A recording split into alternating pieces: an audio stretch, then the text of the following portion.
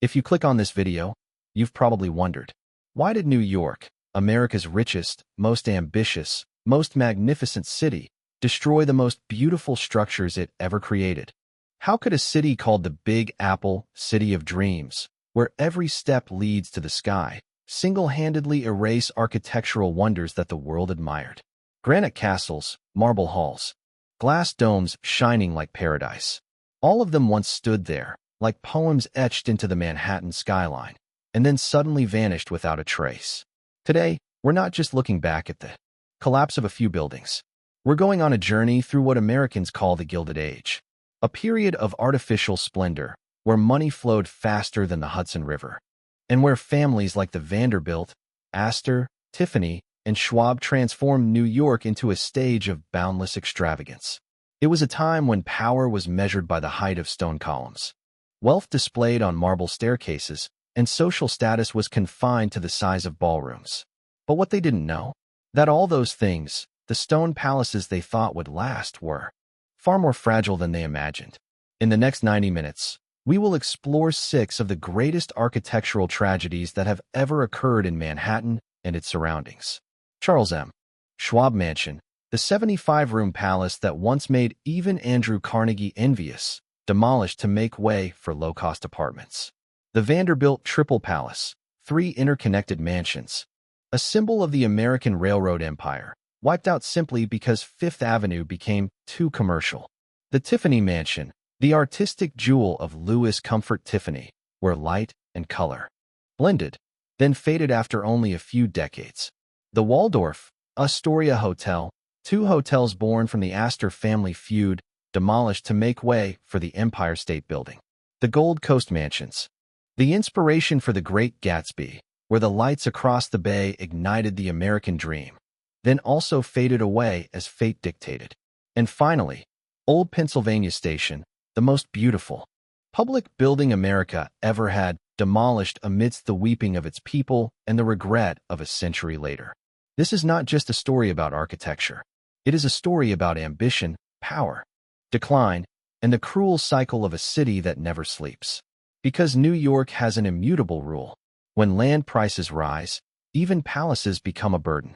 The families that once ruled America, Schwab, the Vanderbilt, the Astor, all believed their wealth and prestige would last forever. But New York never belongs to the past.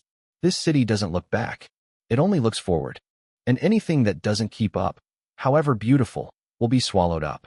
We will see the marble walls that once reflected the golden light of chandeliers, the magnificent corridors that once welcomed international royalty, and the soaring ceilings that once made the world bow down. Then, those same buildings, we will see them sink into dust, become dilapidated, and finally vanish. New York builds its future by sacrificing its past. On this journey, we will witness each stone being laid, and then each stone being removed. And what remains? Only stories, memories, and painful lessons. Welcome to Old Money Mansions. Begin your journey to discover the lost masterpieces of the most ambitious city on the planet. To understand why Charles M. Schwab's mansion, one of the most extravagant private estates ever built in America, was constructed with such madness, we must begin with where he started, a place far removed from everything he would become. Charles Michael Schwab was born in 1862 in Williamsburg, Pennsylvania, into a family with nothing but hard work and hope. His parents ran a small textile mill where woolen quilts were woven by hand and sweat. No one looked at young Schwab and imagined that one day his name would resonate in the steel industry, the industry shaping America at the time. But it was in that humble setting that young Charles learned 2 of the most important things: the value of labor and the desire to break free from the limitations of his birthplace. In his early 20s, Schwab began working at the Edgar Thomson Steel Mill, owned by Andrew Carnegie, one of the richest men on the planet. There, he started from the lowest position, working amidst the clashing of molten metal and the thick steam from the furnaces. In that place, most people could only dream of surviving. But Schwab saw an opportunity, a gateway to greatness. And incredibly, within just a few years, Charles Schwab, a poor boy from a small town, had captured the attention of the wealthiest steel magnates. Not because he was stronger, nor because he was smarter, but because he possessed something rarely seen in this industrial age. He understood people. Schwab wasn't just good at managing machines. He was good at managing people's hearts. He knew how to earn the trust of his workers, the respect of his superiors, and the admiration of his partners. In a place where bosses often yelled at their employees, Schwab smiled, shook hands, and listened. This is what propelled him to the position of CEO of Carnegie Steel at the young age of 35, an achievement few dared to dream of. But Schwab's story didn't end there. When J.P. Morgan, the most powerful man on Wall Street, built United States Steel, the world's largest steel corporation, he chose Schwab as its first chairman. A choice that not only showed trust, but also acknowledged Schwab as one of the true geniuses of American industry. Money began pouring into Charles Schwab's pockets faster than any molten steel in the factory. And eventually, he founded Bethlehem Steel, America's second-largest steel corporation, producing not just steel, but the dreams of a nation rising to superpower status. But behind those multi-million-dollar contracts, behind those steel mills that lit up the night sky, lay something few saw. Schwab was a man consumed by a life of luxury, to the point that nothing could satisfy him. He loved partying. He loved music. He loved extravagance. And he loved proving to the world that a boy from a small textile mill could become the owner of the most beautiful building in New York. But there was another person who played a crucial role in this story, his wife. Rana Dinky, a girl from the small town of Weatherly. Rana was not just the woman behind Schwab. She was his life partner, his advisor, the voice he listened to whenever he faced important decisions. Schwab once consulted her about the $50 million Bethlehem Steel deal, something few men at that time did with their wives. And that says a lot about Rana's place in his life. Two men, one ambitious, one full of confidence, entered the world of New York's elite, where generations-old families dominated every party, every building, and every newspaper. Schwab didn't belong there, but he was determined to enter, not by knocking, but by building a new door, bigger, more beautiful, and more overwhelming than anything they had ever seen. That's when Charles M. Schwab decided to build the 75-room mansion, a structure that even Andrew Carnegie, his former owner and the second richest man in American history, exclaimed, "Charlie's house makes my house look like a shack."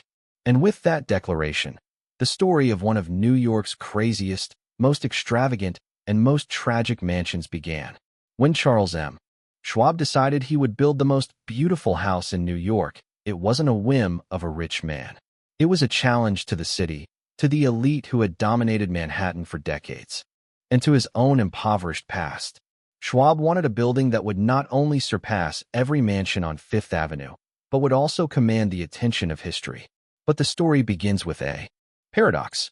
Schwab chose to build his house on Riverside Drive, on the Upper West Side, an area the wealthy at the time considered far away, cold, and far less glamorous than Fifth Avenue. His wife, Rana, almost trembled when she heard him say it. She was accustomed to parties in Central Park, her high society friends, and afternoons strolling around St. Thomas Church in silk dresses with other ladies. To Riverside Drive? To her, it was tantamount to exile. But Schwab just smiled and said something that was hard for anyone to refute. "I will build a house so beautiful that everyone will want to come to us." And he set about doing exactly that. Unlike the tycoons of the time who often chose renowned architects from Paris or New York, Schwab chose a lesser-known name. Maurice Hebert, a young architect who hadn't yet completed any major projects. No one understood why Schwab placed his trust in him, but perhaps Schwab liked people like himself, not from privileged backgrounds, but with ambitions that transcended limitations. Under Hebert's direction, the mansion gradually took shape in the Beaux-Arts style, the architectural trend dominating America at the time. But Schwab didn't want anything ordinary. He wanted a building that would make anyone who saw it stop and hold their breath. And they did hold their breath. Because the Schwab mansion, when completed, looked like a European royal palace nestled in Manhattan. The entire facade was clad in pink granite, an expensive and extremely difficult to transport material. The roof was a complex of triangular towers. The windows were curved, The stone railings were meticulously carved, all creating an appearance of luxury without being overly ostentatious. And that was just the exterior. Inside, Schwab employed over 100 artisans, each a master in their field: mosaic makers, mahogany wood carvers, Italian stone sculptors, gold leaf finishers, and fresco painters who had previously worked for major European cathedrals. So what did the mansion offer? The answer is everything a once poor person's imagination could ever dream of.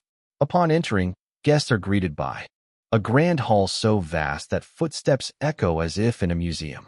The marble staircase splits into two branches, supported by handcrafted wrought iron railings. Above, a fresco ceiling depicts European mythology, each small detail the work of months. The living room is paneled in polished South American mahogany, so polished you can see your reflection in it. The dining room is adorned with a crystal chandelier, so heavy it requires a hidden steel frame behind the wall for support. The library houses thousands of leather-bound books, its mosaic floors reflecting light from the arched windows. And that's just the surface. Inside the mansion are things few would believe existed in the early 20th century. A tiled swimming pool, a massive gym, a bowling alley, a chapel large enough for an orchestra, an art gallery worth $50 million today, a private power plant, air conditioning, and 6 elevators. Things that, at the time, even many luxury hotels lacked. Unsurprisingly, Andrew Carnegie, the second wealthiest man in American history, stood before this mansion and exclaimed, "Charlie's house makes my house look like a shack." Schwab continued to host parties that lasted until dawn, where laughter and music flowed down the marble corridors. The elite from Fifth Avenue, those who had once mocked him, now vied for a place inside the mansion.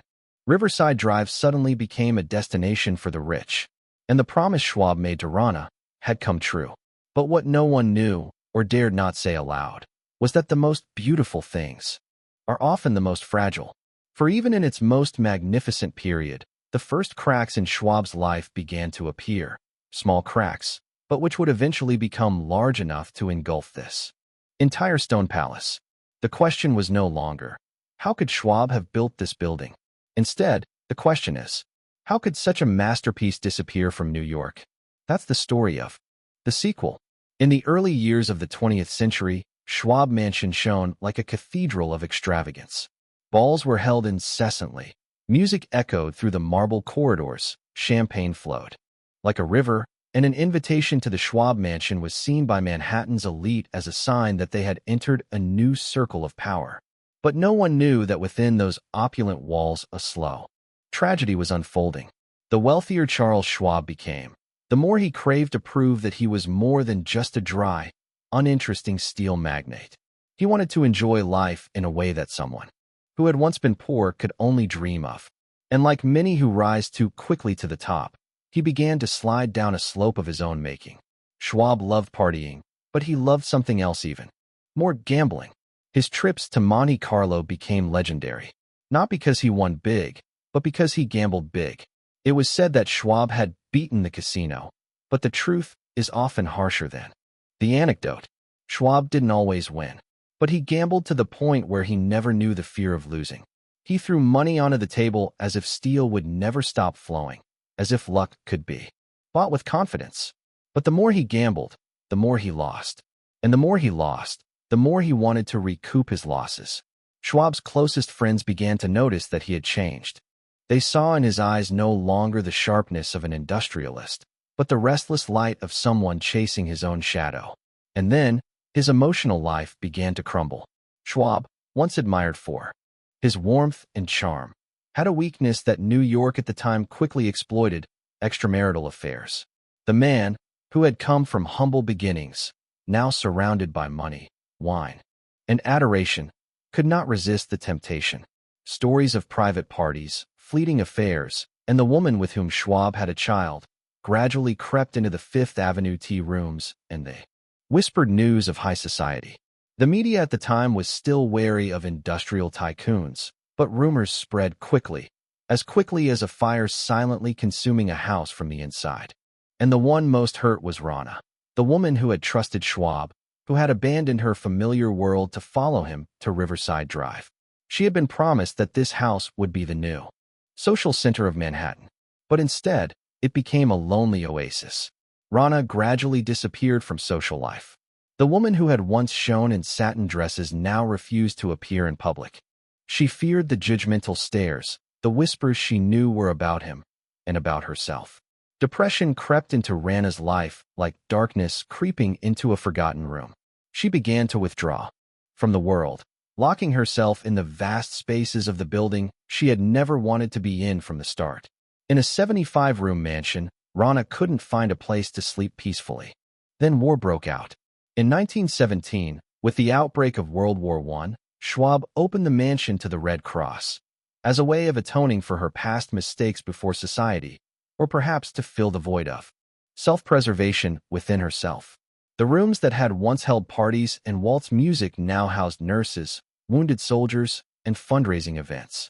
But even this act of charity couldn't save Schwab's life from its downward spiral, for the cruelest still awaited her. In 1929, the American economy collapsed.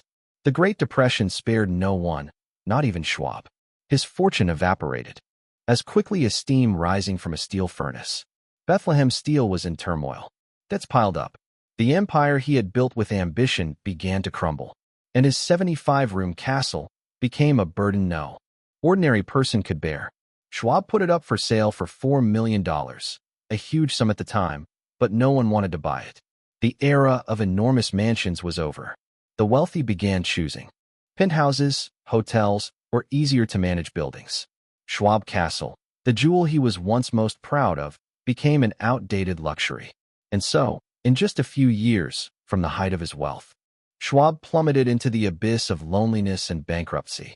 He moved out of the palace he had built and into a small apartment on Park Avenue, a place without a pool, without marble staircases, without musicians at banquets. Nothing except silence. A man who once built New York's greatest dream now stands on the sidelines, watching the city continue to grow without a place for him. But the tragedy of Schwab Mansion doesn't end there. If the story of the man is painful, then the story of the building itself, of its demolition, its erasure as if it never existed, is even more painful. And that is what we will explore in the next section. By the late 1930s, Riverside Drive was no longer the venue for lavish parties, nor was the pink stone palace of Charles M. Schwab still mentioned. The 75-room building, once considered Manhattan's most beautiful symbol, now stood alone on the hilltop, like a magnificent ship stranded in the desert. The windows were dark. The marble staircases were covered in dust. The ballrooms were so vast that even the echoes sounded mournful. And its owner, the man who could have bought the entire city with a nod, now lived in a small apartment, far from what he once proudly called home. But the bitterest part was yet to come. In 1939, Schwab moved out of the mansion for the last time. He locked the enormous front door, the door that had once opened to welcome princes, politicians, the elite, and the most powerful figures in America, and walked away without looking back. The man who once possessed more than his own destiny now walked like a shadow. And a year later, in 1940, Charles M. Schwab died. No more steel throne, no more laughter at parties, no more applause. He departed with a great legacy and a fortune so small that no one could believe it was the end of one of America's richest men. What remained was a magnificent but ownerless mansion, a masterpiece of architecture, worth millions of dollars, now untouchable. The city considered it too big, too expensive, too outdated. The wealthy no longer dreamed of 75-room mansions. They wanted high-rise penthouses, modern hotels, all the luxury contained in a more easily maintained space. Schwab Mansion, beautiful enough to make Carnegie bow in admiration, became something New York was ready to forget. And when a city forgets you, you won't last long. After Schwab's death, the New York City government was offered the chance to buy the mansion, transforming it into the mayor's residence, a second Gracie Mansion, but on a much grander scale. It had space, history, and breathtaking beauty. But the answer was no. The mayor deemed the building too extravagant to be a workplace or a reception area. Another way of saying, it's too beautiful, too big, and too complex for us to want to keep. New York didn't want a palace. New York wanted land. and land was what truly mattered. In 1948, the demolition process began. There was no memorial service, no speeches. No one preserved even a small corner of the building as a relic. The pink granite walls were demolished. The marble columns were brought down. The fresco ceilings, which once told mythical stories, were torn from history. The sound of collapse echoed through Riverside Drive like the last breath of an era. A few small parts were salvaged. The exquisite mahogany doors, some stone columns, a few sculpted details, were moved to Our Lady of Lebanon Church in Brooklyn. They are the bones of a once great being. But the rest? Crushed, transported away, and vanished forever beneath layers of construction earth. In 1950, on that land rose a brutally practical red brick building. Schwab House, a 19-story apartment building with 636 apartments. Not luxurious, not magnificent, nothing special. The name Schwab is retained, ironically, because this building doesn't honor him. It's simply the final chapter, the closing statement. Today, if you walk along Riverside Drive, you'll see Schwab House, an ordinary building among countless other ordinary buildings. No memorial plaque, no statue, no sign that it was once one of America's most magnificent mansions. No one remembers Schwab's parties. No one remembers the beauty of the marble staircases. No one remembers the music that echoed in the chapel. And no one knows anymore that this place once bore witness to a dream and a tragedy. Schwab is gone. The castle is gone. And an entire era is gone with it. But this is only the first chapter of the story. New York will continue to destroy incredibly beautiful structures. And we will witness this again in the next installment, where this time, one of America's greatest families will stand on the brink of collapse, the Vanderbilt family. If Schwab is a symbol of someone who rose from poverty only to be swept away by his own glory, then the family we are about to enter is a completely different story. This is not the story of an individual. This is the story of an empire. In the 19th century, if you asked Americans who the most powerful family in the country was, the answer wouldn't be Rockefeller nor Carnegie. It would be the Vanderbilt. Their names were associated with every major railroad, every ocean liner, every financial center from New York to Chicago. And the head of that empire was Cornelius Commodore Vanderbilt, a man whose name alone commanded nationwide attention. He amassed a fortune so enormous that at one point it accounted for nearly 2% of the entire U.S. GDP. But our story doesn't begin with Commodore. It begins with the son he despised his entire life, William Henry Vanderbilt, the man his father once called a blockhead, a fool. The man his own family considered weak, indecisive, and unfit to lead a multi-million-dollar empire. But sometimes, contempt creates the greatest strength. When Commodore Vanderbilt died in 1877, all eyes turned to William Henry. Could he shoulder that enormous fortune? Could a man once considered not strong enough inherit the railroad throne? No one believed. But then, in just a few short years, William Henry accomplished something that even his father would have been astonished by if he were still alive. He transformed the Vanderbilt family into the wealthiest dynasty in America. With his patient nature, strategic vision, and a complete contrast to his father's impulsiveness, William Henry ushered the American railroad into a golden age. When he took power, the Vanderbilt family's fortune didn't just increase, it tripled. But that success wasn't enough to erase the haunting memories in his heart. All his life, he wanted to prove one thing, that his father was wrong, that he, William Henry, wasn't a useless blockhead, that he deserved the Vanderbilt name more than anyone else. And there was no better way to prove it than by building a palace. Not one, but three. A magnificent building spanning an entire block, designed not just to live in, but to declare to New York that the Vanderbilts were more than just a wealthy family. They were the family that set the standard for wealth. In the late 1870s, Fifth Avenue was not yet the luxurious shopping boulevard it is today. It was a place of stone mansions, of the sound of horse hooves, of somber but aristocratic afternoons. William Henry chose a vast estate stretching from 51st to 52nd Street, a plot of land that only the world's wealthiest families could afford. He wanted a mansion for himself, and two adjacent mansions for his two beloved daughters. 3 palaces side by side, unprecedented in American history. The name later given to it by the press, Triple Palace, perfectly suited its beauty and ambition. For William Henry, this was more than just a building. It was a declaration, a poem in stone addressed to his father, to Manhattan society, and even to those who had once looked down on him. And like Schwab later on, William Henry understood that no matter how powerful you were in business, you wouldn't truly belong to New York's high society without a mansion on Fifth Avenue. In Gilded Age Manhattan, wealth wasn't measured in bank accounts. It was measured in your address. You might own a 3,000-mile railroad, but if you didn't have a ballroom large enough for 600 guests, you were still an outsider in the eyes of the elite. William Henry understood this better than anyone, and he decided to build a mansion that would make the richest people in New York, even Astor or Morgan, wonder upon entering. Are we standing in our house or in the Palace of Versailles?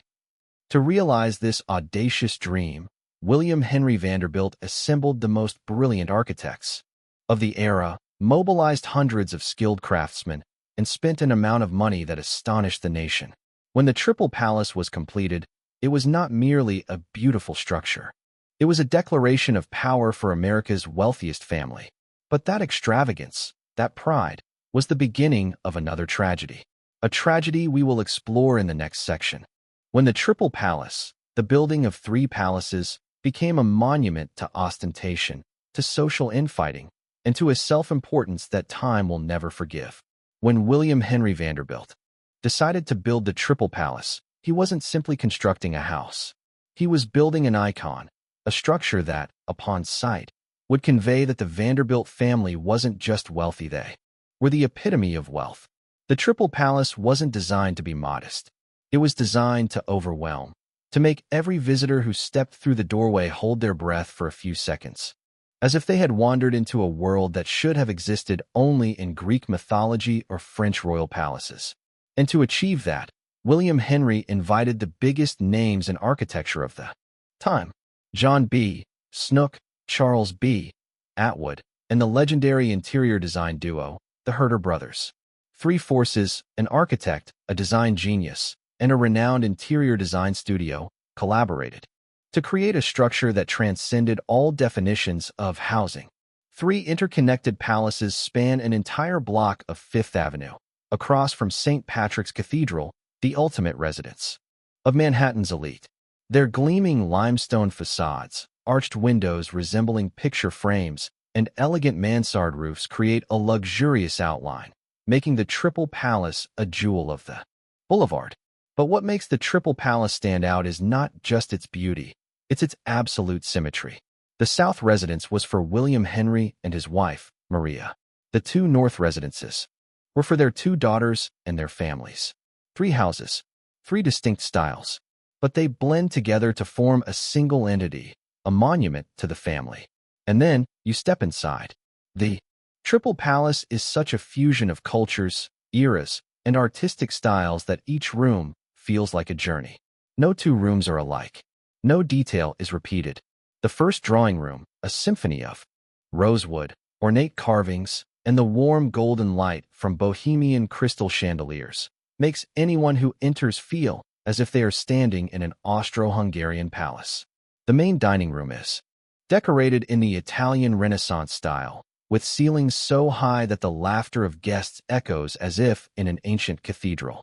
Then there is the library, a masterpiece of dark mahogany, where William Henry displayed his collection of rare books that he had spent his life collecting.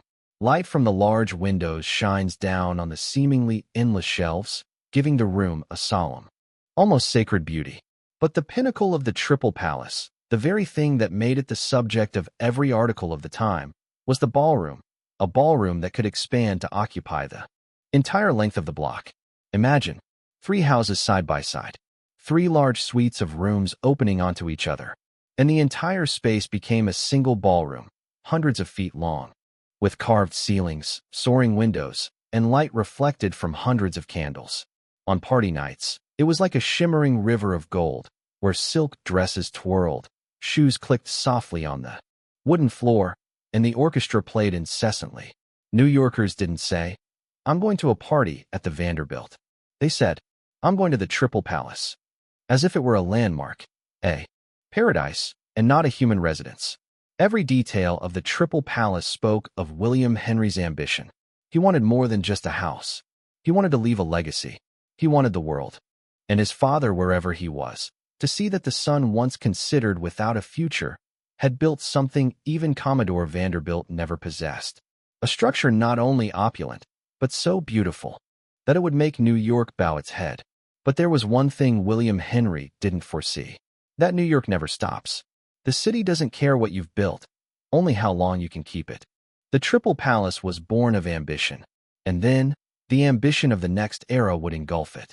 When the Triple Palace shone brightly in the early 20th century, it quickly became the center of Manhattan's most extravagant parties. Grand parties, powerful figures, social legends, all had walked through its doors. But the brighter the lights, the deeper the shadows. And extravagance never lasts forever. In the following section, we will enter the most glorious era of the Triple Palace, the time when it became the heart of New York's high society, where every whisper, every love story, every secret of the age was born under the dazzling golden light of that legendary ballroom. When the Triple Palace was completed, Fifth Avenue seemed to change its rhythm. Before that, the avenue was just a place of churches, a few scattered stone mansions, and the usual daily routine of horse-drawn carriages. But since the appearance of the three Vanderbilt palaces, Fifth Avenue suddenly became the cultural, social, and power center of all of New York. And then, what made the Triple Palace go down in history were the parties. Not ordinary parties, but events that made the city stop to see who would enter those stone doors. In the 1880s and 1890s, the Vanderbilt Ball, the legendary ball, became a symbol of an entire era. That night, when the black velvet-covered horse-drawn carriages stopped in front of the palace, people lined the sidewalks not to look at the building, but to see the people who were allowed to enter. Imagine this. Ladies in evening gowns weighing dozens of kilograms, adorned with sparkling crystals. Gentlemen in tailcoats, wearing white gloves. Servants opening doors nearly 3 meters high. The warmth from golden candles spreading throughout the space. Music from the orchestra fills the air, violins like woven threads, harps like scattered light. In the ballroom connecting three houses, over 600 guests swirl in a waltz. The polished wooden floor reflects the light from hundreds of candles. Hand fans flutter. Whispers, glances, smiles half discreet, half boastful, all blending together to create what today we can only call by one word: legend. During that era, New York had a concept called the 400s, a list of 400 people considered the pinnacle of high society, compiled by Caroline Astor. And the Triple Palace was where this group felt at home. Because if you were invited to the Triple Palace, it meant you were accepted. You belonged to a world that all of America envied. You were part of the class that set the standard for luxury. Parties at the Triple Palace were not just entertainment. They were political tools, places where families shook hands, where multi-million-dollar deals were settled with a nod over 2 glasses of champagne. And so, the press at the time treated each Vanderbilt party as a national event. Front pages described whose dress was the most striking, who danced the best, who was invited, and most importantly, who wasn't invited. The Triple Palace was also a gathering place for the world's leading artists, musicians, and intellectuals. European theater troupes performed before powerful guests.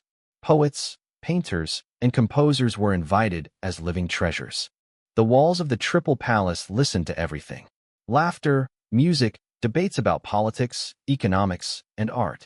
There, collections of classical European art competed for excellence. There, the great stories of America were woven not on the floor of Congress, but on the Vanderbilt ballroom. The Triple Palace was the heart of the Gilded Age. And like any heart, it beat strongly, so strongly that the whole city could feel its rhythm. But the brighter the light, the deeper the darkness. The more people entered the Triple Palace, the more people dreamed of belonging to that world. What few realize is that this extravagance comes at a terrible price, and not every family can afford it forever. Parties that last until dawn, enormous expenditures, the pressure to maintain an image of high society. And gradually, the Triple Palace became a symbol not only of power, but of ostentation, of what is known as the disease of wealth that afflicted the Gilded Age. New York began to change. A new century arrived. Gigantic commercial buildings sprang up. The elite shifted to a more secretive, streamlined lifestyle. And the Triple Palace, a symbol of the previous generation, began to crumble under its own weight. The glorious years of the Triple Palace were so beautiful that people believed it would forever remain the center of Fifth Avenue. But in New York, nothing lasts forever. The city has an unwritten law. When land becomes more valuable than memory, memory is erased. And in the following section, we will witness precisely that. How the Triple Palace, the brightest jewel of the Gilded Age, gradually becomes a burden, then obsolete, before disappearing from Fifth Avenue as if it never existed. At the beginning of the 20th century, the Triple Palace still stood as the ultimate symbol of Gilded Age luxury. But New York City, like a river, never stops flowing. And when it changes course, anything that fails to adapt is left behind. With Fifth Avenue, that change came slowly, then suddenly became irresistible. The avenue, once home to opulent mansions, now attracted the attention of powerful businesses. Every meter of storefront became priceless as New York entered a commercial boom. People wanted to build shops, banks, luxury showrooms, not houses too big to live in, but too small to do business. And so, Fifth Avenue transformed from an aristocratic neighborhood into a commercial capital. The stone mansions began to be demolished, one by one, to make way for high-rise buildings. Amidst this shift, the Triple Palace, however beautiful and magnificent it may be, remains a relic of a dead era. In the 1910s and 1920s, the sound of horse hooves gradually faded, replaced by the roar of automobiles.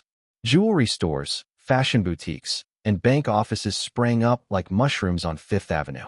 The display lights of Tiffany's, Bergdorf Goodman, and Cartier began to overshadow the candlelight of the old ballrooms. New York was reaching for the sky with its first skyscrapers. The city's wealthiest families began to leave Fifth Avenue for the quieter, more suitable upper-class lifestyle of the time. And the Triple Palace?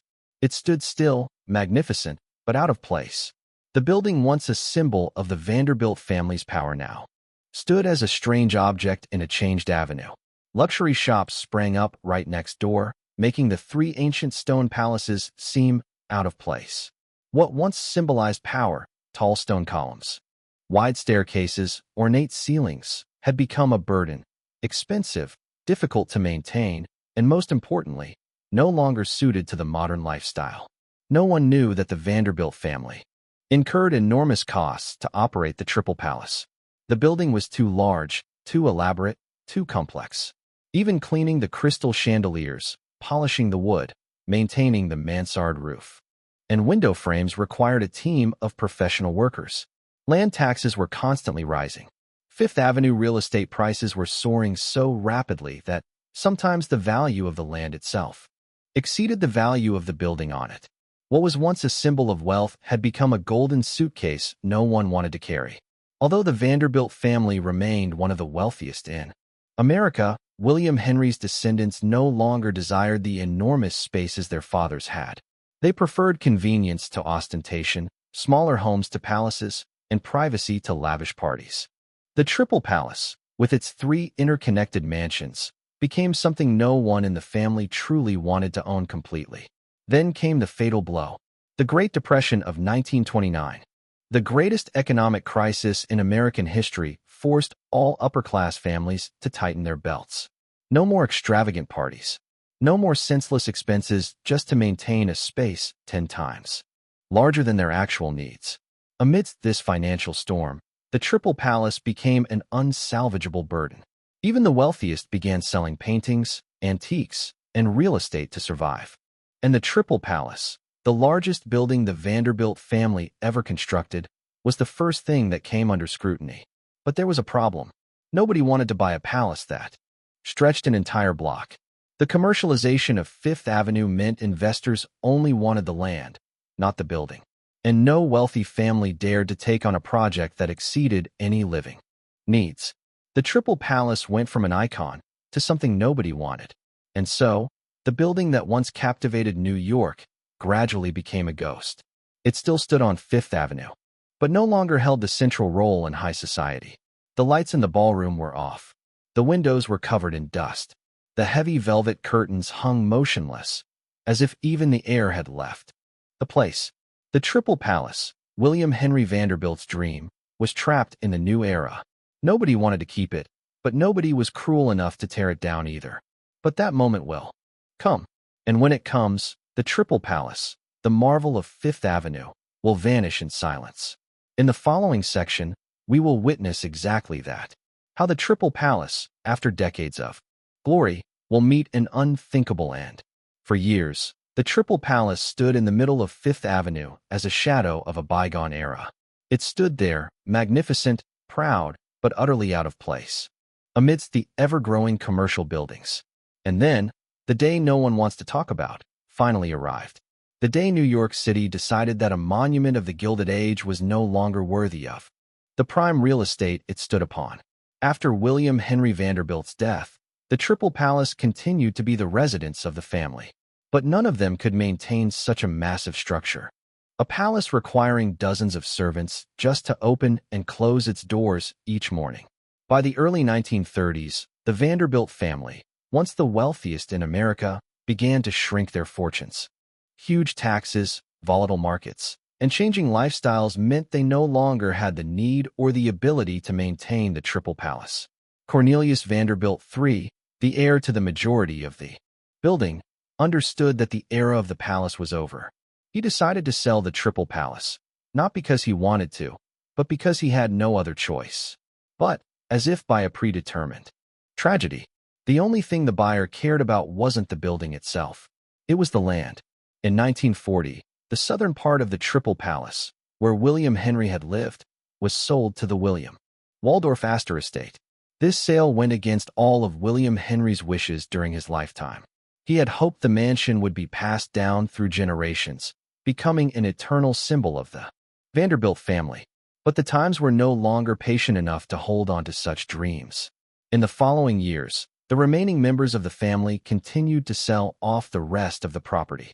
The fate of the Triple Palace was decided not by art, not by memory, but by financial rationality.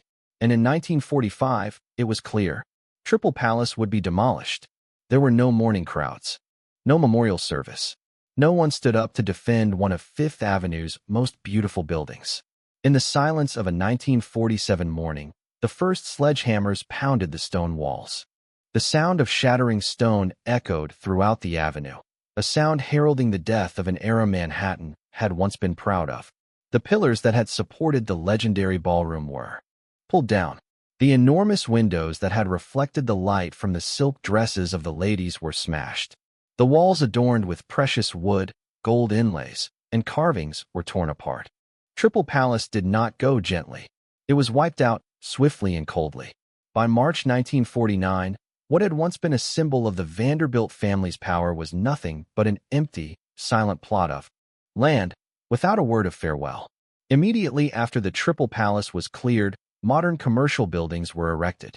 Steel and glass skyscrapers, soulless, storyless, quickly took over the place that had once belonged to the dreams of previous generations. And people forgot that there had once been 3 palaces on Fifth Avenue. Forgot that there had once been a ballroom, hundreds of feet wide, where America's most powerful men danced. Forgot that the Triple Palace had once been the heart of Manhattan's high society. Today, if you walk past that corner, you won't recognize anything. No commemorative plaque, no golden statue. Nothing remains to recall the time when the Triple Palace dominated Fifth Avenue. The 3 palaces, the pride of America's wealthiest family, have vanished as if they never existed. All that remains are images in a few old photographs, a few scattered documents, and a few lines in history books. New York has forgotten the Triple Palace. But for those who understand the fragility of beauty, it's not just the loss of a building. It's the loss of an entire era, an era where architecture was not just a place to live, but a place to assert the presence of an empire. And if you think the Triple Palace is the only tragedy of Fifth Avenue, wait until the next part, because next, we will witness an even more magnificent and more painful tragedy. The story of the Tiffany Mansion, the brightest jewel of American art, and why it too was wiped out from New York. If the Triple Palace was a symbol of power and ambition, then the Tiffany Mansion was a completely different symbol. a symbol of pure beauty, of art, of the aspiration to elevate light and color to unprecedented heights in American history. The story begins not with the clang of steel or the footsteps of the elite, but with light, the very thing that made the name of a genius. Louis Comfort Tiffany, painter, designer, pioneer of stained glass, and the talented son of Charles Louis Tiffany, the founder of Tiffany and Company. Unlike other wealthy tycoons of the Gilded Age, Louis didn't want to build a palace to show off his wealth. He wanted to build a house to live in art, a place where every wall was a picture frame. Every window was a painting of light. Each room is a blend of dozens of materials, glass, metal, wood, stone, in a visual symphony. And so the Tiffany Mansion was born. In 1885, under the hand of the legendary architect Stanford White, the Tiffany Mansion rose at the corner of Madison Avenue and 72nd Street. A bizarre building, almost defying every architectural rule of the time. Not a French palace, not an English castle, not an Italian villa, but an artistic fortress with its pointed spires, arched windows, dark tiled roof, and curves bearing the hallmarks of Art Nouveau. People disagree on whether it is beautiful or ugly, but no one can say that it resembles anything that has ever existed. That was Tiffany's goal. He wanted the house to be a declaration of creativity, unique, bold, and utterly uncompromising. But inside the Tiffany Mansion, that's where the world truly stops. Imagine stepping into the living room. Light streams through the Favrel stained glass windows, the glass Tiffany herself created, with moving streaks of color like ocean waves, sometimes turquoise, sometimes amber, sometimes smoky purple. The wooden floors are matte, the walls are paneled with dark wood, but everything is illuminated by the brilliant light from the stained glass panels, making the room look like an art cathedral, not a private home. Then you step into the studio, the soul of the building, a two-story room, with ceilings so high that one feels as if they are standing in an atrium. Here, Tiffany paints, experiments with stained glass, designs lighting, and creates objects that will one day appear in museums around the world. That space, with its enormous windows composed of 15 panes of glass, was bathed in natural light throughout the day, transforming the studio into the purest light-filtering machine American art had ever had. The Tiffany Mansion was not a place for extravagant parties. It was a place of inspiration. The leading artists, writers, designers, and intellectuals of America came here not to show off, but to create. They discussed art, philosophy, color, and materials, conversations that would later shape the Art Nouveau movement and American interior design. The Tiffany Mansion has been described as a church without religion, a museum without visitors, a palace without a king, where only art reigns. That wasn't empty praise, it was the truth. But like so many other great works of the Gilded Age, absolute beauty often carries within it a silent tragedy. The building was too big, too unique, too expensive to maintain. Every winter, snow accumulated on the roof tiles so heavily that it once caused part of the terrace to collapse. The plumbing, heating, roof tiles, arched window frames, all required special maintenance. And then, in the 1920s, when the economy fluctuated, when art shifted to modernism, when people began to favor minimalism, Tiffany Mansion became an artifact nobody understood, nobody wanted to care for, nobody could afford to keep. Louis Tiffany grew old. His financial resources dwindled. The art organization he founded had to seek funding just to patch the holes in the roof. In 1933, Tiffany died. And just 3 years later, the fate of the house was sealed. In a city like New York, where land is more valuable than memory, there was no place for a massive art building that didn't generate profit. In 1936, the Tiffany Mansion was demolished. No farewell ceremony. No mourners. Only the stained glass shards, once the soul of the building, shattered under sledgehammers. And so, one of America's greatest works of art vanished. But the story of the Tiffany Mansion doesn't end there. For from its demise, a new movement, the architectural preservation movement, erupted. In the following section, we will see the Tiffany Mansion reborn in New York's memory and understand why its death forever changed how America treats its architectural heritage. When the Tiffany Mansion was demolished in 1936, New York didn't immediately tremble. There was no violence, no protests, no long lines of weeping under the twilight shadows of Madison Avenue. The city, accustomed to speed, simply continued moving forward. But it was the silent death of something that would explode in people's consciousness decades later. Because sometimes we don't know the value of a masterpiece until it's completely gone. Where the Favre windows once shone like the sunset sky, only empty land remains. The curved spires no longer touch the morning light. No more studio where Tiffany once experimented with each shade of color with trembling, but patient hands. New York lost a structure that no other city in the world possessed, and they didn't realize it until it was too late. The 1940s and 1950s passed. Other Gilded Age buildings continued to disappear. Mansions on Fifth Avenue, theaters, stone castles, art studios. But then, a vague fear began to spread. Is beauty being erased from the city? That question became urgent in the early 1960s when another great structure was added to the demolition list. The old Pennsylvania Station, a masterpiece of marble and steel no less artistically valuable than the Tiffany Mansion. As images of the demolished Penn Station spread through the press, architecture lovers suddenly remembered Tiffany Mansion, Triple Palace, the Vanderbilt mansions, buildings demolished in silence. And this time, New York decided it could not stand idly by any longer. In 1965, nearly 30 years after the Tiffany Mansion disappeared, New York passed a historic law, the Landmarks Preservation Law. This was not just a policy, but the city's belated apology to its past. This law created the Landmark Preservation Commission, an agency with the power to prevent the demolition of particularly important buildings. And when the law was signed, two names were mentioned as heartbreaking proof of why the law had to exist: Penn Station and Tiffany Mansion. They are no longer there, but their disappearance changed how New York viewed its architecture. Today, if you go into any glass art museum in America, from the Metropolitan to small exhibition spaces in far-flung states, you will see the name Tiffany shining brightly. Tiffany lamps fetch hundreds of thousands of dollars at auction. Favre glass panels sit in protective glass cases. Home decor shops are inspired by Tiffany lamps.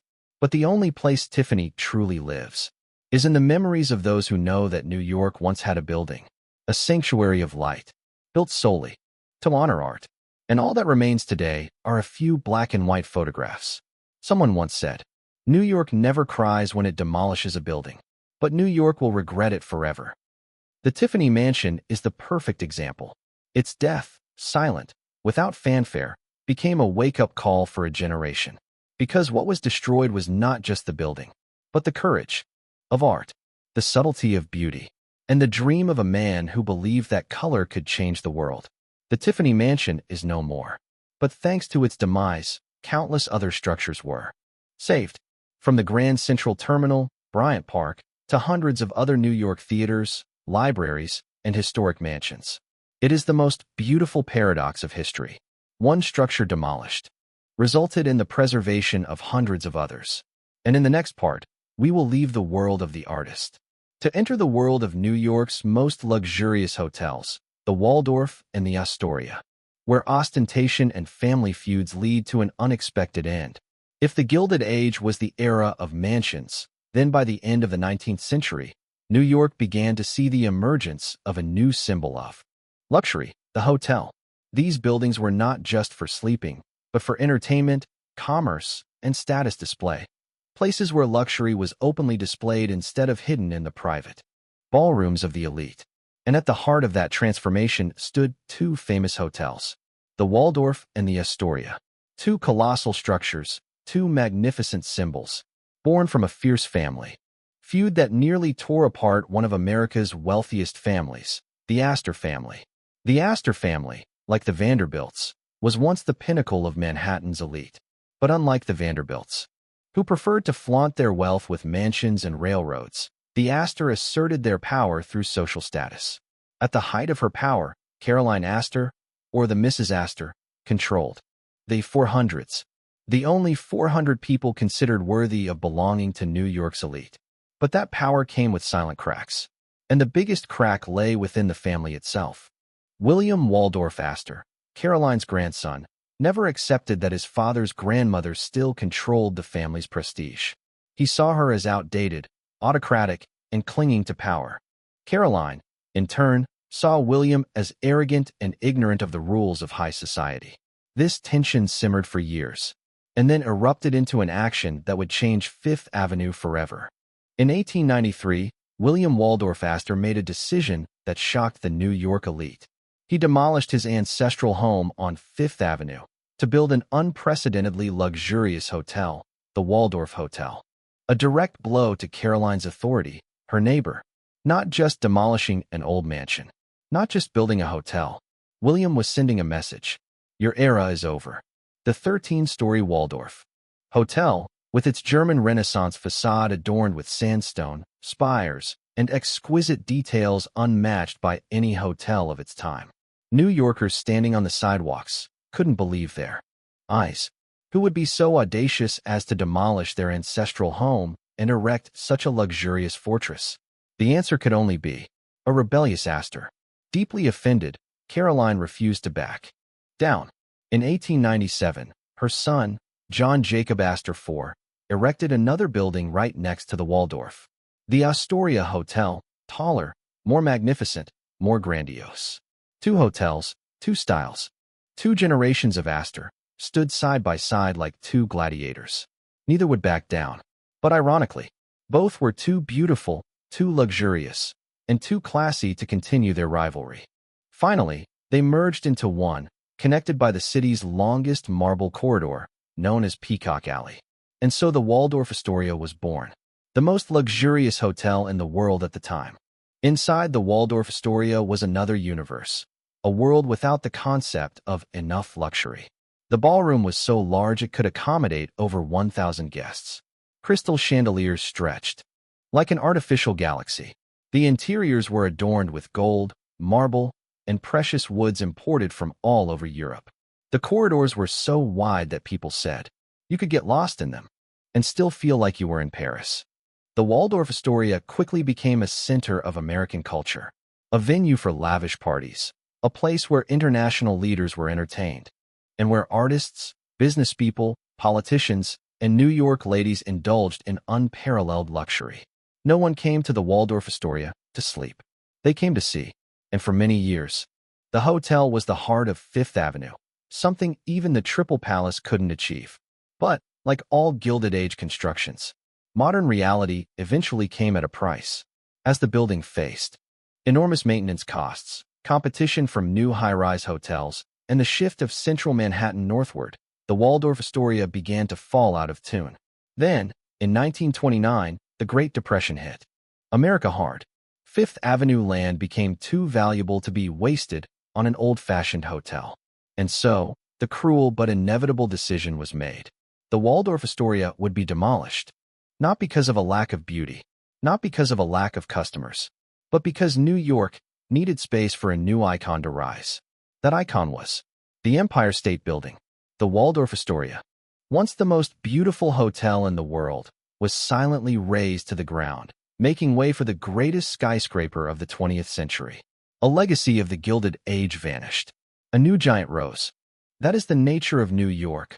Always innovating, always discarding the old for the new, no matter how beautiful the old may be. But the story of the Waldorf Astoria is not over. Because in the next part, we will explore its glorious rebirth on Park Avenue, and how this hotel became an enduring symbol of America. When the old Waldorf Astoria was demolished to make way for the Empire State Building, many believe the final chapter of America's most luxurious hotel had ended.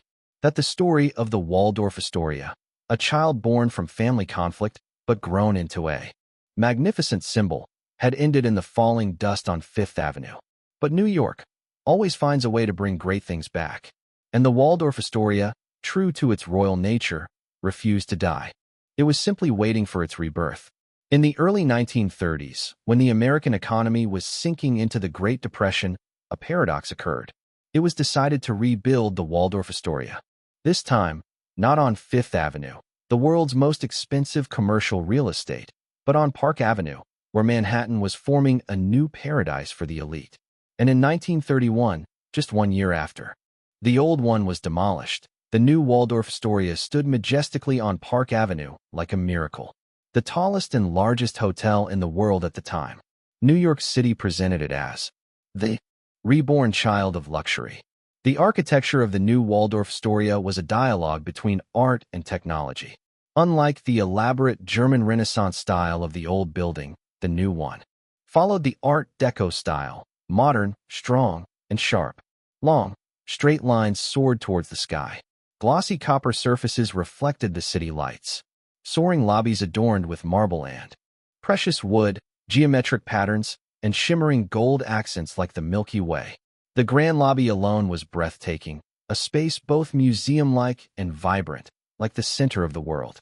The Waldorf Astoria wasn't simply rebuilt to replace the old. It was rebuilt to surpass the old.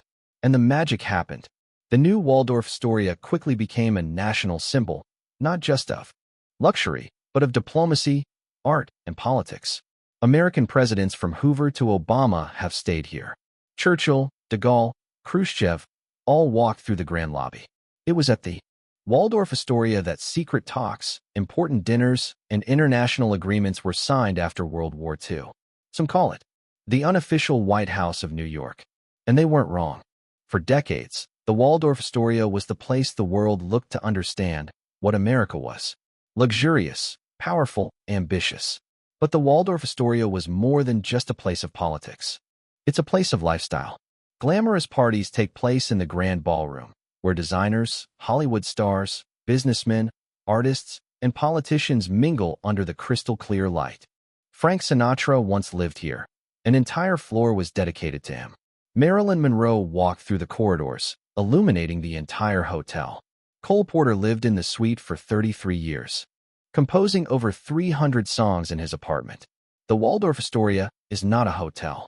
It's a stage where legends walk. But like every iconic New York landmark, the Waldorf Astoria eventually faced obsolescence. At the beginning of the 21st century, the hotel, though still luxurious, had become outdated by the new world standards. Old systems needed replacing. Suites needed renovation. Infrastructure needed overhaul. And then in 2014, a shocking event occurred. The Waldorf Astoria was sold to a foreign corporation, marking the end of an era when hotels were American property. Shortly afterward, the building closed for the largest renovation in its history, a second rebirth. Today, the Waldorf Astoria has reopened, more beautiful, more modern, yet retaining the Art Deco soul of the 1930s. An immortal icon, surviving demolition, reconstruction, and more than a century of New York's transformation. But the story of the Waldorf Astoria is only a part of a larger tragedy. The story of how New York has repeatedly destroyed and reborn the opulent structures of the Gilded Age. And to understand that tragedy more deeply, we must look to another building. A building that did not disappear, but became an immortal symbol of mystery, elegance, and human tragedy. The Dakota, where culture, architecture, and tragedy meet. In the midst of a bustling Manhattan, where skyscrapers vie for height, stands a structure unlike any other. A building that combines the classic elegance of Europe with the mysterious allure of Gothic architecture, imbued with the spirit of an aristocratic fortress standing firm in a concrete desert. That is the Dakota, not a private residence, not a hotel, not a palace. It's an apartment building, yet so luxurious that even the wealthiest people of the 19th century hesitated before inquiring about purchasing one. The Dakota wasn't built to attract the masses. It was built for the elite who appreciated distinction. The story of the Dakota begins with one man, Edward Clark, president of the Singer Sewing Machine Company, the sewing machine manufacturer that revolutionized American home labor. Clark wasn't just rich.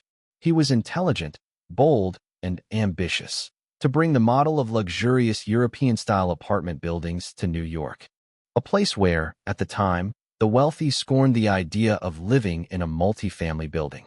The wealthy Americans of that era thought, apartments are for the poor. The nobility must have their own houses. But Clark saw the future. He wanted to create a building that would change the wealthy's perspective.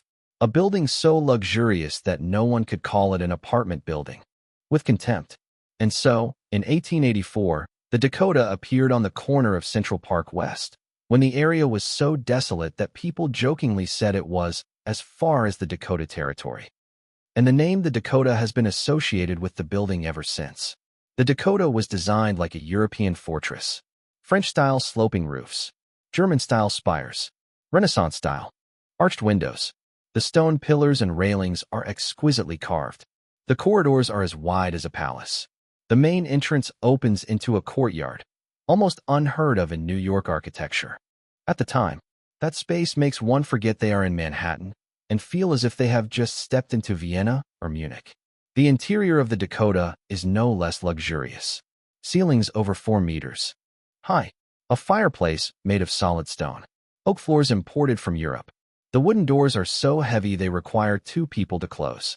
The dining room is as large as an antique wine cellar. The Dakota is more than just a place to live. It is a statement of luxury. But what makes the Dakota legendary is not just its architecture, but the people who lived in it. From the beginning of the 20th century, the Dakota became a sanctuary for artists, intellectuals, and influential figures. Composer Leonard Bernstein, actress Lauren Bacall, legendary actress Judy Garland, famous painters, writers, dancers, and producers. Dakota became an icon of Manhattan's art scene, of sophistication, of intellect, a stark contrast to mansions built to flaunt wealth. Ironically, a building once considered out of place by the elite became a coveted address. But no great place is without its shadows. Dakota, with its Gothic beauty and rich cultural history, also carried a tragedy known to the world. December 8, 1980. A cold evening. John Lennon, the legendary member of the Beatles, Dakota's most famous resident, returned home after a recording session. Right outside the building, he was murdered. That gunshot not only took away a musical genius, it transformed Dakota into an immortal symbol of tragedy. The gate where he fell is still commemorated by fans around the world. The Dakota was no longer just an art building. It became a chapter in world cultural history. After Lennon's death, security at the Dakota changed completely. The Residents' Council, known for its strictness, became extremely demanding. They rejected applications to buy apartments from Madonna, Billy Joel, Cher, Antonio Banderas, and many other powerful figures. The Dakota is not for the rich. The Dakota is only for the right people, as defined by the residents themselves. That is why the building has retained its soul for decades. Today, the Dakota still stands there, proud, solemn, and possessing timeless beauty. It is proof that not the most luxurious buildings last the longest, but buildings with a soul. The Dakota was never demolished like other Gilded Age mansions. It survives, though New York has changed, though the world has changed, because it holds irreplaceable value. A cultural, artistic, and human heritage. But Manhattan's story of opulent buildings isn't over. In the next part, we'll leave Manhattan for a moment, to go to Long Island, where the Gilded Age mansions, spanning tens of thousands of square feet, once inspired the Great Gatsby. Leaving Manhattan with its towering buildings and silent tragedies, we head east to Long Island. There, along the vast coastline, another world once existed. A world of endless parties, of champagne poured incessantly, of orchestras playing all night long, and of mansions so grand that even Fifth Avenue had to bow down. This is the Gold Coast, America's golden land in the early 20th century. A place where F. Scott Fitzgerald lived, loved, observed, and ultimately brought his masterpiece, The Great Gatsby, into existence. But to understand why Gatsby could exist, even if only in literature, we must look at the actual mansions that inspired him. First is Beacon Towers, the legendary castle that once stood atop Sands Point, and almost a perfect replica of Gatsby's imaginary home. Seen from afar, Beacon Towers resembled a medieval fortress lost in modern America. Soaring spires, stone domes, long, labyrinthine corridors, glossy white walls reflecting the moonlight. The house was built for Alva Vanderbilt Belmont, a woman considered one of the most powerful figures in American high society. An art lover, a lover of luxury, who wanted every building bearing her name to make the world take notice. And Beacon Towers did just that. It is rumored that Fitzgerald passed by this place many times. He saw its grandeur, but also the luxurious solitude that Beacon Towers exuded. A magnificent palace, standing isolated from everything around it, just like Gatsby, the man who built an entire world just to wait for a glance. But if Beacon Towers is Gatsby, then Land's End is Daisy Buchanan. Land's End stands not far from Beacon Towers, on the same coastline, facing Long Island Sound, just like in the novel, where Daisy and Gatsby are separated by a small bay. Land's End isn't the opulent, fortress-like European style. It's American in style, elegant, bright, airy, with wide porches, classic white columns, and rooms bathed in light. Many scholars believe Fitzgerald based his description of Daisy's mansion on this house. A breathtakingly beautiful place, yet so cold that one understands no one is truly happy inside. At Land's End, cocktail parties aren't boisterous. Laughter is softer. And everything, from the meals to the conversations, has what Fitzgerald called the gentle cruelty of the upper class.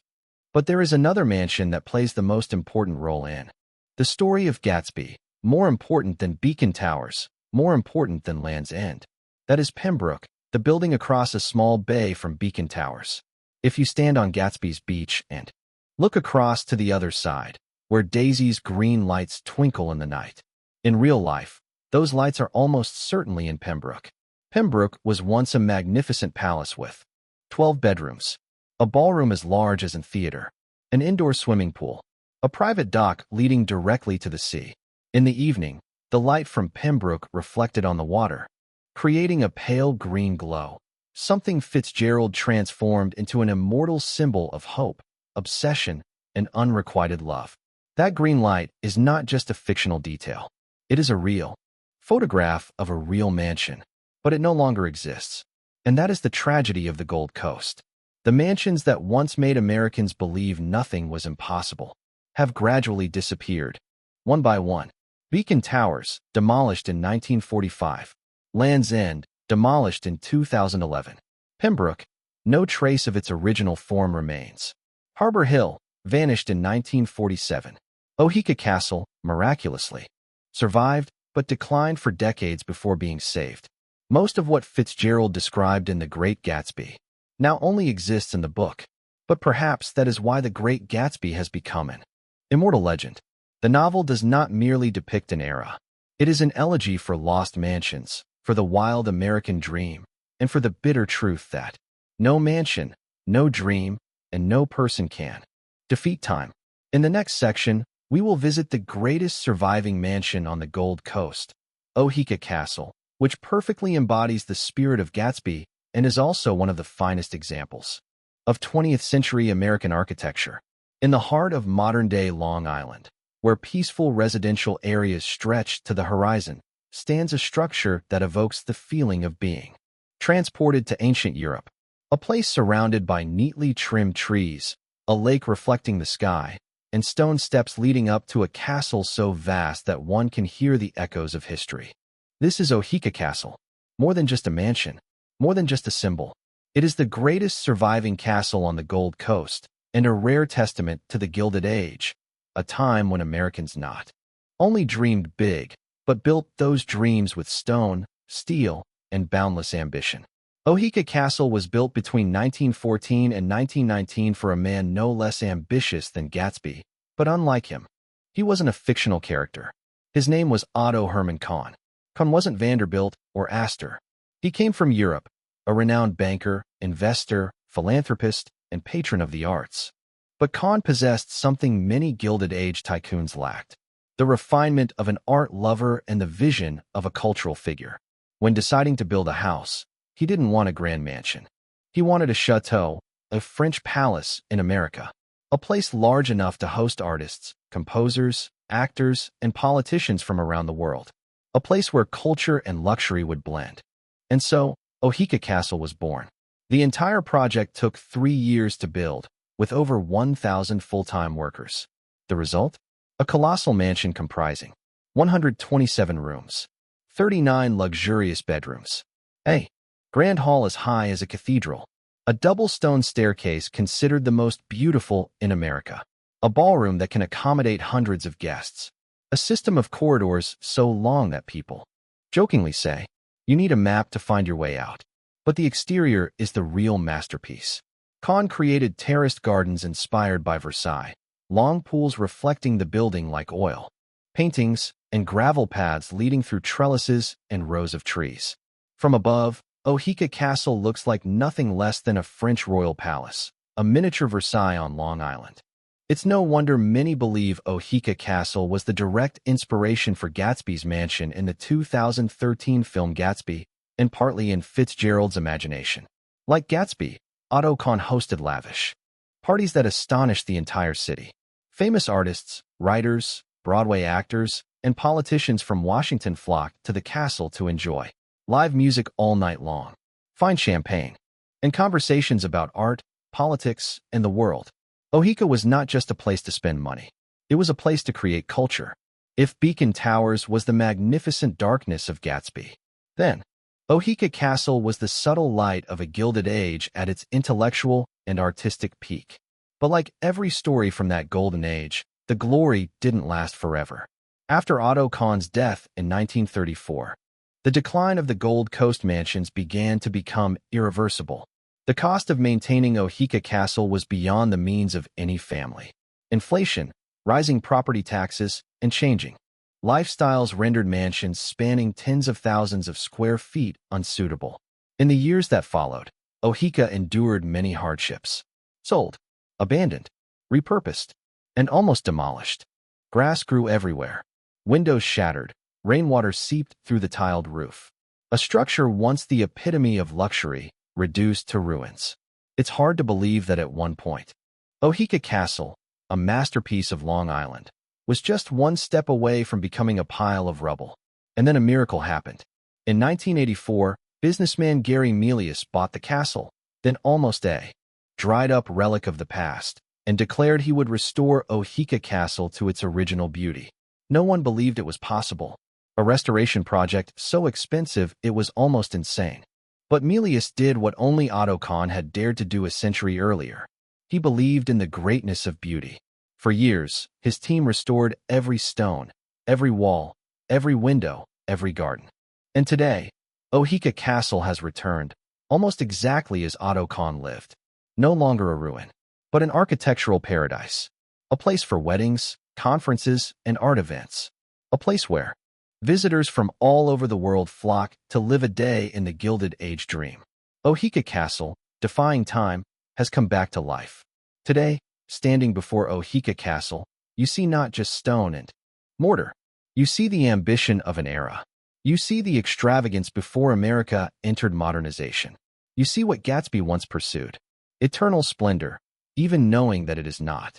If there was one structure that once made the world bow in admiration to America, it was the original Penn Station, a building known by respectful names. The Marble Temple of American Transportation. The Gateway to New York. The greatest masterpiece of McKim, Mead, and White. Penn Station was more than just a train station. It was a declaration that America, the young nation of the 20th century, could create structures as grand as Rome and Paris. But the tragedy is this. It was America that destroyed it. In 1910, Penn Station opened. A gigantic steel frame covered a space as vast as a square. Soaring glass ceilings allowed light to pour down like a waterfall. White marble corridors, Romanesque arches, Doric columns, sculptural details, all inspired by the great works of the Roman Empire. New Yorkers were stunned when they entered the main hall. Some said, "For the first time, I understand what it means to be welcomed by a city." As the afternoon sun streamed through the glass roof, Penn Station was no longer a train station. It was a cathedral of the industrial age. There, every passenger, worker, or millionaire experienced the same magnificence. A democracy of beauty. But then everything began to fade. In the mid-20th century, America changed too quickly. The automobile boomed. Commercial aviation flourished. Railways, once the lifeblood of the nation, became obsolete. Passengers declined. Revenue plummeted. Pennsylvania Railroad, the owner of Penn Station, went from a mighty empire to a sinking ship. To save themselves, they did the unthinkable. They put Penn Station up for sale, not the building, but the land beneath it. And the buyers had no intention of preserving that beauty. They saw only a golden opportunity to build a new Madison Square Garden, not a station, not a masterpiece of art, but a profitable shopping center. On October 28, 1963, the first sledgehammers struck Penn Station. No background music, no farewell ceremony. Only the deafening roar of steel as a symbol of civilization was torn apart. People walked by, unable to believe their eyes. Some stopped to weep. Some took photos of the final moments. One journalist wrote, "A civilization that knows how to demolish its own temples will lose its very soul." Slabs of marble once quarried from Italy were thrown into the trash. The majestic Doric columns were cut into pieces. The ornate walls were crushed to dust. The glass windows, where sunlight once poured in like honey, were shattered by steel hammers. Penn Station didn't die from war or natural disaster. It died from indifference. But New York wouldn't let that loss fade into oblivion. The heartbreaking images of Penn Station's destruction awakened the entire nation.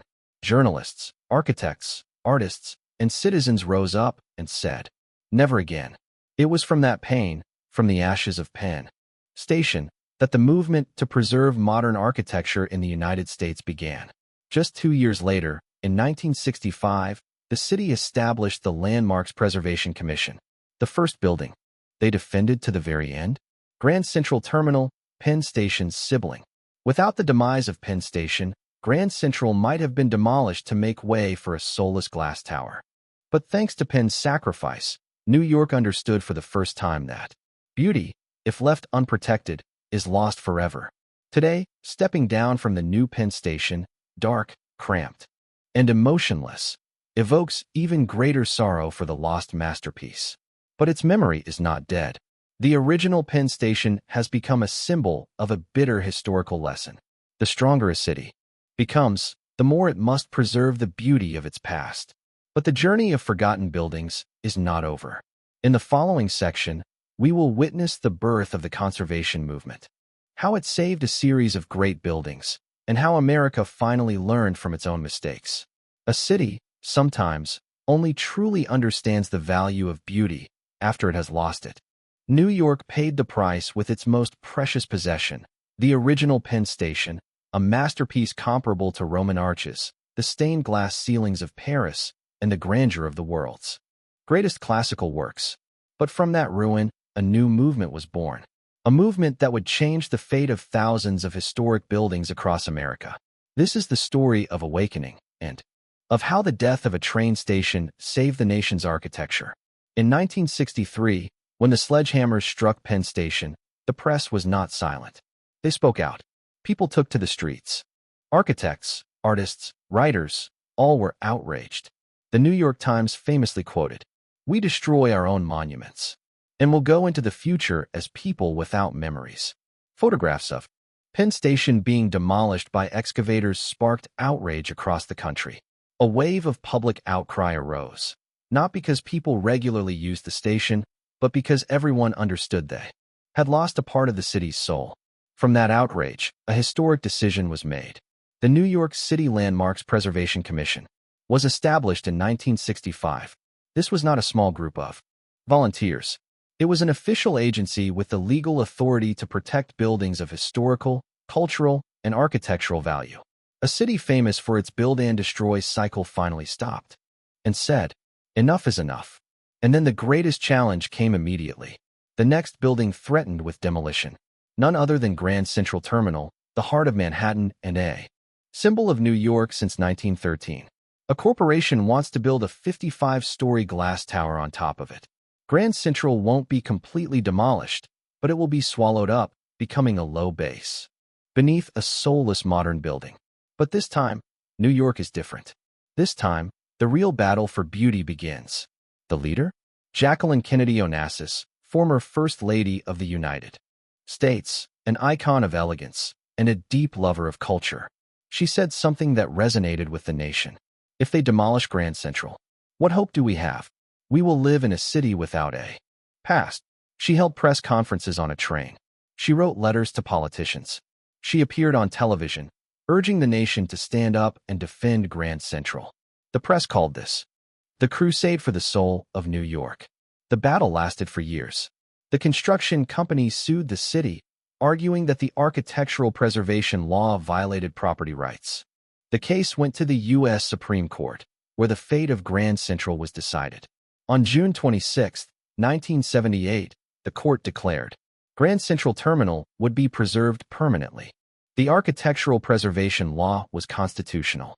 It was the most resounding victory in American preservation history. It was also the day Penn Station, though destroyed, finally found meaning in its sacrifice. Because without the collapse of Penn Station, there would never be Grand Central today. Following the Grand Central victory, the preservation movement spread throughout the United States. Cities from Boston to Chicago, from San Francisco to Miami began enacting laws to protect historic architecture. Thousands of buildings were saved. Theaters, libraries, train stations, historic mansions, old schools, and even original 19th-century neighborhoods. In the 2 decades following Penn Station, more than 100,000 buildings were added to the American monuments list. A great catastrophe created a great renaissance. And then New York realized this. A city is not only strong because of what it builds, but also because of what it chooses to keep. Today, when you step into Grand Central, the star-studded ceiling, the warm golden light, the bustling rhythm of life, it is clear. Penn Station is gone, but thanks to it, everything else is saved.